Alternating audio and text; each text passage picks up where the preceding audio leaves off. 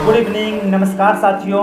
Welcome है आज आप सभी लोग को फिर से आज एक नए वीडियो में। साथियों, आज आप सभी लोग के बीच में बहुत ही कमाल और शानदार का मैं वीडियो लेकर आया हूं। आज हमारे साथ मौजूद हैं हमारे ग्रेट अपलाइन आप सभी लोग के साथ दोस्तों।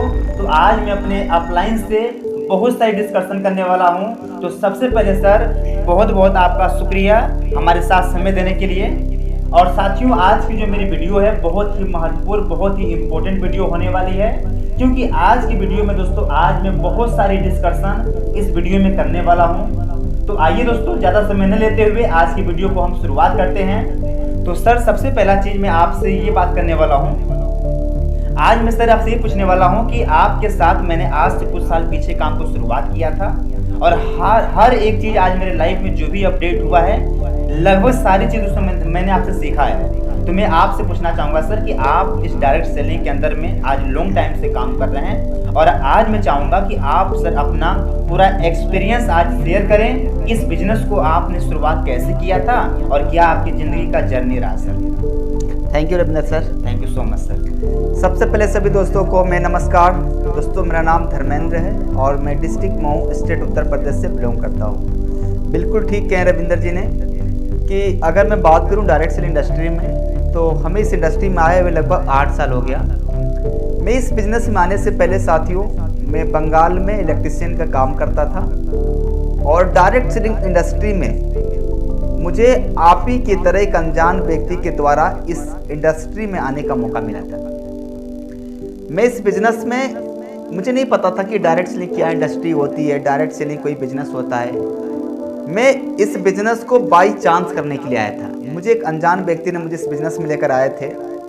मैं एक अनजान व्यक्ति के ऊपर भरोसा करके मैंने इस बिज़नेस की शुरुआत कर लिया। जब इस इंडस्ट्री में आया दोस्तों, तो जो मुझे लेकर आए थे उनको मैं जानता भी नहीं था। बस एक फ़ोन से बात हुई, बस ऐसे मिले हुए थे हम, और उनके द्वारा हमें इस बिज़नेस में आने का मौका मिला। और जब मैं आया दोस्तों, मुझे लोगों ने रिसीव किया, अच्छे तरीके से मुझे रिसीव करके रूम पे लाया गया। लाने के बाद बहुत अच्छे तरीके से बिजनेस प्रेजेंटेशन दिया गया, काम के बारे में बताया गया।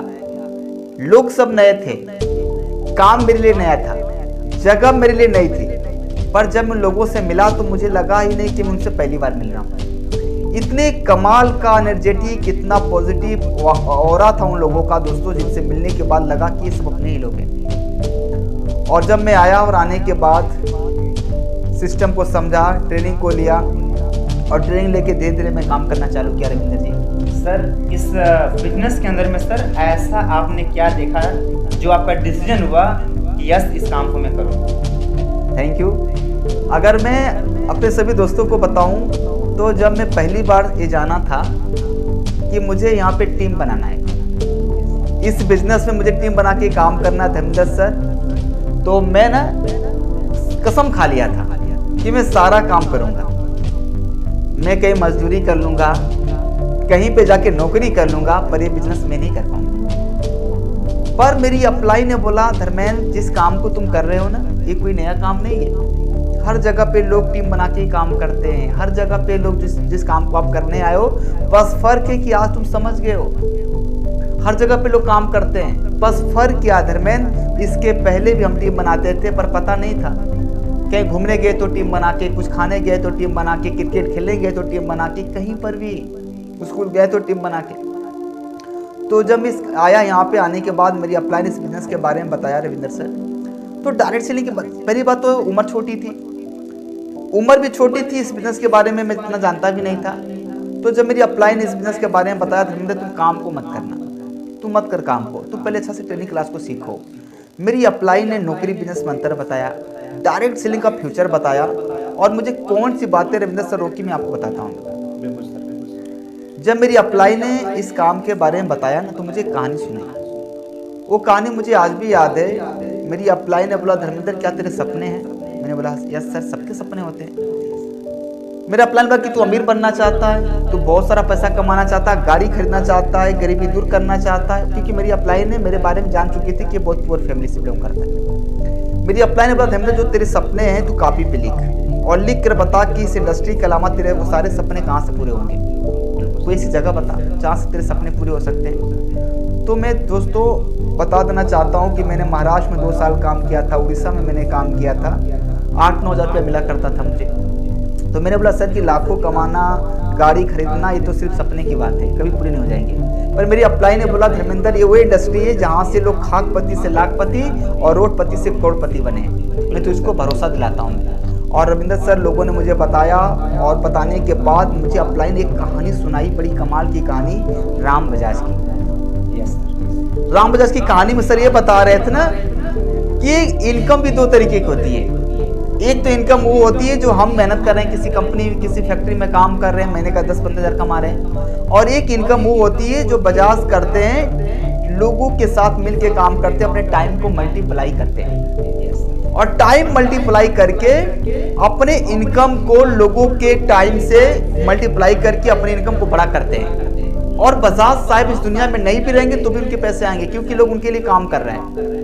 उन्हें बड़ा एग्जाम्पल दिया रविंद्र सर, टाटा का, बाटा का, अडानी का, मित्तल का, बहुत लोग का इन्होंने एग्जाम्पल दिया कि आज बताइए आज धीरू भाई अंबानी साहब नहीं है, क्या उनकी इनकम हो रही कि नहीं हो रही है? तो मेरी अपलाइन ने बोला धर्मेंद्र तू चल ठीक है, तू आज चला जा यहाँ से, पर भगवान ना करे कल तुझे कुछ हो जाए तो क्या तू ऐसा कोई काम कर रहा है कि कल तू ना भी रहे तो तेरे माँ बाप को पैसे आए, या जो इस कंपनी में तू काम कर रहा है कल तेरा एक्सीडेंट हो जाए तो वो कंपनी तुमको पैसा देगी। मैंने बोला सर नहीं धर्मेंद्र खबरदार, तूने काम छोड़ा। तो मैं नहीं कहता हूँ कि तू काम को करो, मैं नहीं बोलता हूँ कि इस काम को तुम पहले करो, पहले इस काम को पहले जानो।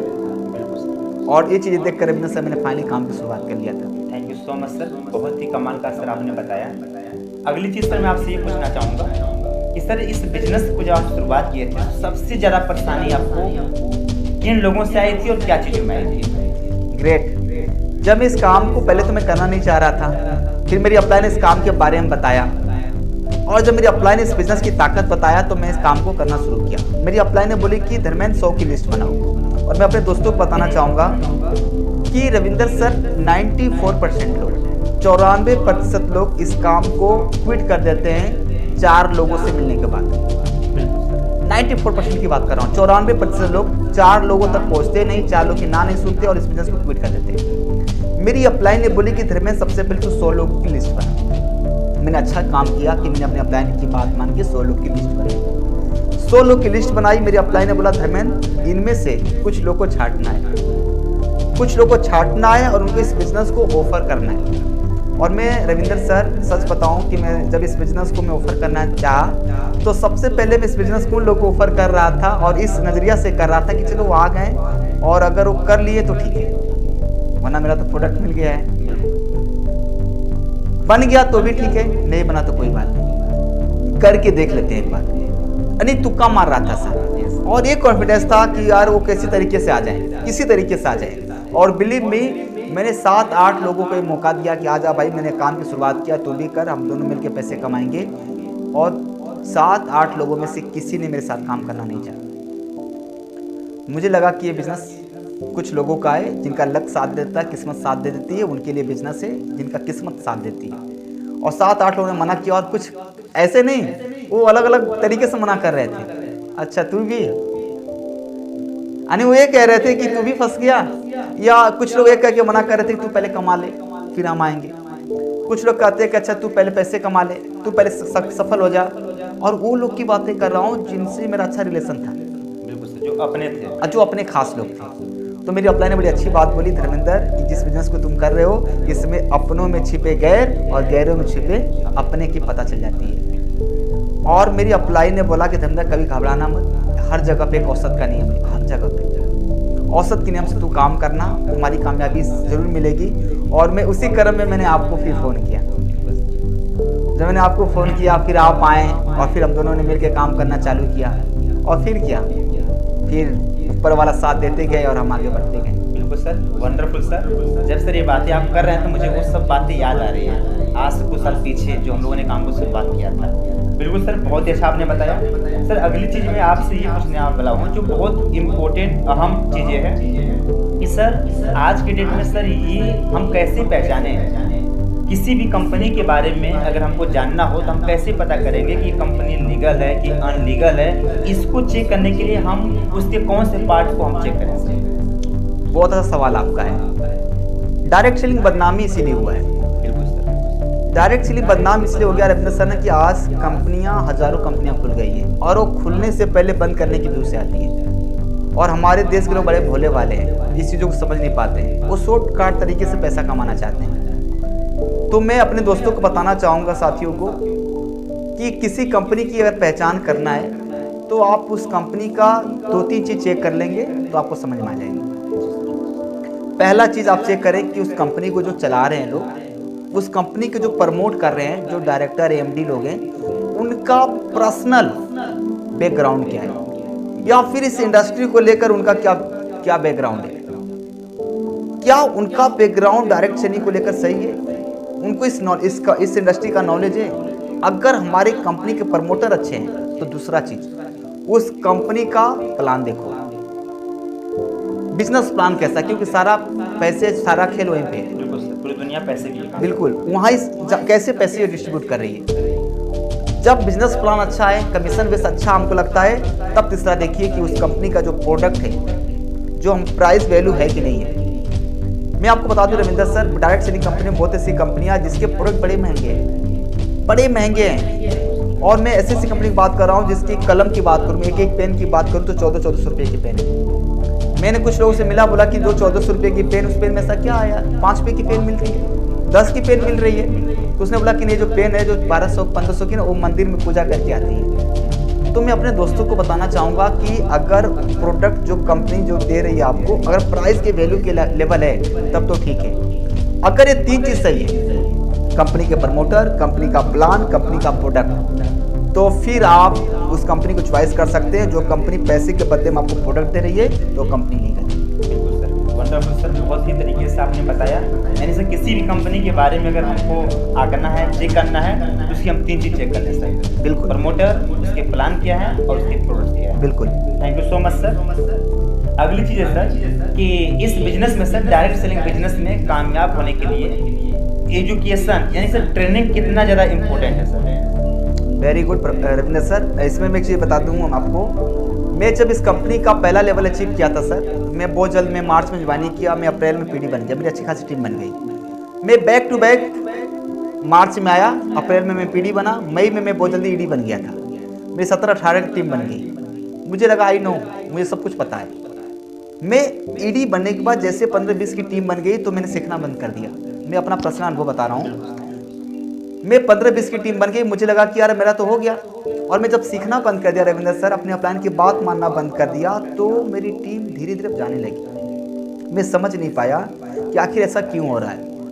तो आपने जो बताया कि सीखने का कितना बड़ा रोल है रविंद्र सर, इस बिजनेस में सबसे ज़्यादा इंपॉर्टेंट हमारी ट्रेनिंग है। बिना सीखे आप एक रूटीन नहीं बना सकते हो, तो बिना सीखे टीम कैसे बना सकते हैं। बिना सीखे आप साइकिल नहीं चला सकते हैं, तो बिना सीखे आप नेटवर्क कहाँ से बिल्ड कर सकते हैं। तो मैं अपने दोस्तों को बता दूं, इस बिजनेस में जो सबसे ज़्यादा इंपॉर्टेंट है, पैसा, गाड़ी, घर, कार, ये बाई प्रोडक्ट है सर। पर जब आप सीखते हैं तो सीखते समय उस प्रोसेस में आप इंसान कैसे बनते हैं, ये बहुत बड़ा मायने रखता है। तो ट्रेनिंग बहुत बड़ा रोल है। और ट्रेनिंग का मैं आपको बता दूं रविंद्र सर, अगर आप अर्निंग करना चाहते हैं ना, तो आपको लर्निंग करना पड़ेगा। अगर आप सीखना चाहते हैं तो आपको जीतना पड़ेगा। अगर आप जितना तभी संभव है जब आप सीखेंगे आप। तो मैं सभी दोस्तों को बताना चाहूँगा कि आप जिस इंडस्ट्री में आप हैं, जिस कंपनी में काम कर रहे हैं, आप ट्रेनिंग क्लास पे विशेष ध्यान दीजिए। और एक चीज़ और रविंद्र सर, मैं किसी कंपनी में, आपने बोला कि कैसे चेक करें कंपनी कैसी है, तो उसका एक चीज़ और चेक करें कि उस कंपनी का एजुकेशन सिस्टम कैसा है। बिल्कुल सर, ग्रेट। तो मुझे लगता है कि सीखना बहुत बड़ा अहम पार्ट है। कहा भी गया सर कि सीखना विकास की निशानी है और ना सीखना विनाश की निशानी। Thank you so much sir, wonderful.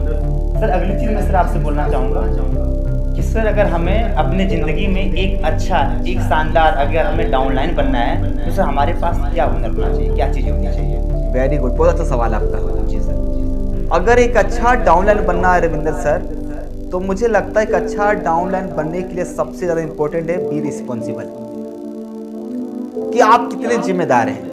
अगर आप एक अच्छा डाउनलाइन बनना चाहते हैं तो आप ये देखिए कि आप रिस्पॉन्सिबल व्यक्ति हैं कि नहीं। अपलाइन के नज़रों में अगर आपको छवि बनाना है, अपलाइन के नज़रों में अगर अच्छा डाउनलाइन बनना है, तो आप रिस्पॉन्सिबल बने, अपने जिम्मेदार बने आप, चाहे अपने टीम को लेकर, एजुकेशन सिस्टम को लेकर, अप्लाई ने कोई टारगेट दिया उसको लेकर, अपने काम को लेकर, हर कुछ के लिए आप भी रिस्पॉन्सिबल बने। बहुत कमाल की आपने इसमें बताया। अगली जिस तरह बहुत दोस्त अपनी लाइफ में चाहते हैं कि मैं एक अच्छा आदर्श अपलाइन बनूं, तो सर आदर्श अपलाइन के लिए सर क्या हुनर होना चाहिए? फिर से मैं वही बातें कहूँगा रविंद्र सर, एक आदर्श अपलाइन बनने के लिए भी रिस्पॉन्सिबल कि आपको जिम्मेदार बनना पड़ेगा। हमारा बिजनेस डुप्लीकेशन का है। हम एक आदर्श अपलाइन बनना चाहते हैं तो हमारी नेटवर्क वो नहीं करती है जो हम कहते हैं, हमारी नेटवर्क हमारी टीम वो करती है जो हमें करते हुए देखती है। तो मैं एक आदर्श अपलाइन बनना चाहता हूँ तो मेरी टीम पहले ये देखेगी कि मैं क्या कर रहा हूँ, क्या मैं अपने अपलाइन की बात मान रहा हूँ, मैं ट्रेनिंग क्लास को जा रहा हूँ, मैं अपने टारगेट को पूरा कर रहा हूँ, मैं टाइम टेबल का पंक्चुअल हूँ, मैं भी रिस्पॉन्सिबल हूँ, मैं हर टारगेट को अचीव कर रहा हूँ। अगर आप ये कर रहे होंगे तो इसकी आवाज़ होगी। हम एक कांच के घर में रविंदर से, हम जो करेंगे हमारी टीम देख रही है, और डाउनलाइन याद रखना एक कैमरा, सीसी कैमरा की तरह है, वो हर जगह पे देख रही है। तो अगर आदर्श अपलाइन भी बनना है तो भी रिस्पॉन्सिबल। वंडरफुल। और सर कहा भी गया है कि डायरेक्ट जो बिजनेस है डुप्लीकेशन का, यस, जैसा आप करते हैं वैसा आपकी बिल्कुल टीम भी करती है। Thank you so much sir. Sir मेरा जो अगला जो टॉपिक है सर आपसे वो ये है सर, मैं फिर उसी बात पे आता हूँ सर कि सर डायरेक्ट सेलिंग जब इतना अच्छा बिजनेस है सर, तो लोग की जो नजरिया है सर डायरेक्ट सेलिंग को लेकर वो सर हमेशा नेगेटिव क्यों है? बहुत अच्छा सवाल रविंदर सर। मैं बात डायरेक्ट सेलिंग की नहीं कर रहा हूँ रविंदर सर। किसी भी इंडस्ट्री का बैकग्राउंड उठा के देख लीजिए आप, किसी भी इंडस्ट्री का, आज से आप कुछ साल पीछे जाइए आप। मैं फिल्म इंडस्ट्री की बात कर रहा हूँ। फिल्मी इंडस्ट्री में औरतों को, बहनों को कोई जाने नहीं देता था। आज वो इंडस्ट्री, आज देखिए कि एक प्रकार का उद्योग बन चुका है। आज हर व्यक्ति चाहता मेरी बहन ऐश्वर्या राय बन जाए, हर व्यक्ति चाहता कि मेरे घर से लोग एक्टर बन जाएं। तो उस फिल्म इंडस्ट्री को लेकर भी लोग की नजरिया गलत थी। मैं स्पोर्ट्स की बात करता हूँ रविंदर सर। पहले हमारे देश में कहावत थी कि खेलोगे कूदोगे बनोगे खराब, पढ़ोगे लिखोगे बनोगे नवाब। पर आज देखिए एक पिता अपने बेटे को स्पोर्ट्स मैन बनाना चाह रहा है। अब मैं बात करता हूं रविंदर सर डायरेक्ट सेलिंग की बात। डायरेक्ट सेलिंग के लोगों को लेकर नजरिया गलत क्या है रविंदर सर? हर जगह फेल और पास होते हैं, चाहे स्कूल हो, कॉलेज हो, किसी भी सेक्टर उठा के देख लीजिए। अब मैं आपसे पूछता हूं, अगर आपके गांव में 100 लड़के आर्मी की तैयारी कर रहे हैं, 100 लड़के, 100 का सिलेक्शन तो होगा नहीं। अगर 10% लोग का भी सिलेक्शन होता है 100 में, तो 10 लोग का सिलेक्शन हो जाता है, 90% लोग फेल हो गए। तो आप अपने गांव में अपने बच्चों को किसका एग्जाम्पल देते हैं? सर जो कामयाब हो गए कि उनका देते हैं जो फेल हो गए? बिल्कुल नहीं देते। आप उनका एग्जाम्पल देते हैं जो 10 लोग सिलेक्ट हो गए। आपके गांव के 10 लड़के एक साथ फार्म भरे थे किसी ITI कॉलेज में, एक का सिलेक्शन हो गया किसी में, तो आपने बच्चों को किसका एग्जाम्पल देते हैं? जो सिलेक्ट हो गया। सिलेक्ट हो गया। हजारों बच्चे किसी स्कूल में पढ़ाई कर रहे हैं, उसमें से 900 लड़के फेल हो गए, 100 बच्चे पास हो गए, तो हम अपने बच्चों को किसका एग्जाम्पल देते हैं? जो सर पास हुए, जो बेहतर किए। बिल्कुल ठीक कहा रविंद्र सर ने। लेकिन डायरेक्ट सेलिंग में क्या होता है कि यहाँ पे हम उसका एग्जाम्पल देखते हैं जो फेल होके गए हैं, जो सक्सेस नहीं हुआ, जो पास नहीं हुआ, किसी कारणवश फेल हुआ है। उसने कभी अपने अपलाइन की बात नहीं मानी, कभी अपने सपनों के लिए काम नहीं किया, कभी उसने अपने लक्ष्य नहीं बनाया, कभी उसने सपने नहीं बनाए, कभी अपनी लिस्ट नहीं बनाई, और वो फेल होके जाता है। तो फेल होके जाने के बाद वो जब इस काम के बारे में बोलता है कि यार मैंने तो इस काम को किया यार, और 6 महीना करके छोड़ दिया हूँ मैं, तो लोग उसको देखकर अपने बच्चे को मना कर देते हैं।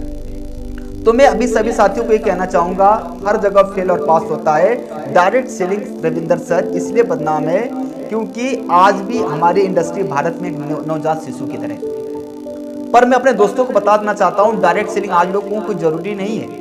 आज तो कुछ लोग कर रहे हैं, एक दिन मजबूरी बन जाएगी, और लोगों को डायरेक्ट सेलिंग करना जरूरी नहीं बल्कि मजबूरी बन जाएगा रविंदर सर। जिस तरीके से भारत में बेरोजगारी फैल रही है, जिस तरीके से भारत में दुनिया एडवांस टेक्नोलॉजी आ रही है, तो आज जो डायरेक्ट सेलिंग को लेकर नजरिया गलत है। आज तो बहुत सारे रिपोर्ट आ गए हैं, आज इसका डायरेक्ट सेलिंग का लॉ आ गया है, बहुत सारे कानून बन गए हैं। तो धीरे धीरे हमारे देश के लोग समझना चालू कर दिए हैं, और वो दिन दूर नहीं होगा रविंदर सर कि जब हम शादी के लिए जाते हैं तो लड़की के लिए लड़का ढूंढते हैं, कोई इंजीनियर हो, कोई डॉक्टर हो, कोई टीचर हो।